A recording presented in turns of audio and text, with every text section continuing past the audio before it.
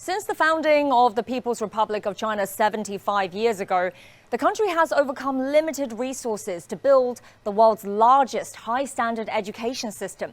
In 1949, when the People's Republic of China was founded, about 80% of the population could not read or write. Only 20% of school-aged children were enrolled in primary schools.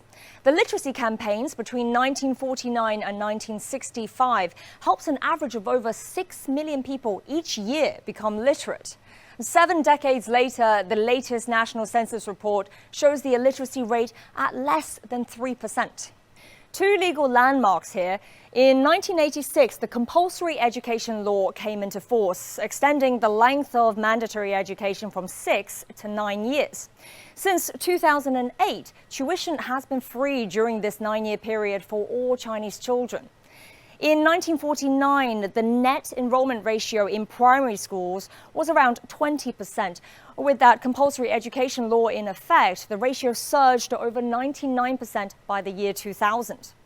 The gross enrollment ratio in junior secondary school was at 3% in 1949, and by 2018 it soared to over 100%, indicating significant achievements in preventing dropouts. Official data also show a steady increase in higher education attendance. The gross enrollment ratio in universities was a mere 0.25% in 1949. It stood at over 60% in 2023.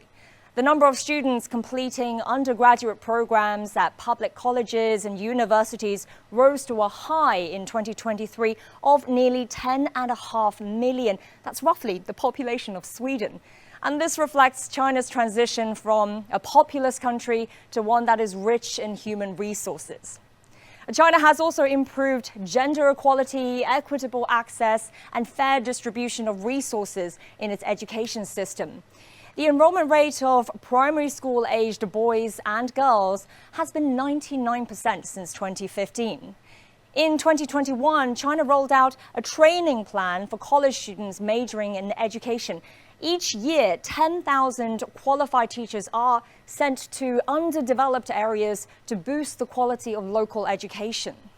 China has become one of Asia's major receiving countries for foreign students. More international students have come to China to pursue higher education. In 1950, there were only 33 overseas students in China under government exchange programs. And that figure has risen to nearly 500,000 in 2018, making China the largest destination in Asia for international students. The number of Chinese nationals studying overseas has also increased from just 35 in 1950 to more than 1 million in 2021, making China the biggest source of overseas students. In the US alone, during the 2019 to 2020 academic year, China accounted for 35% of all international students, contributing nearly $16 billion in economic value.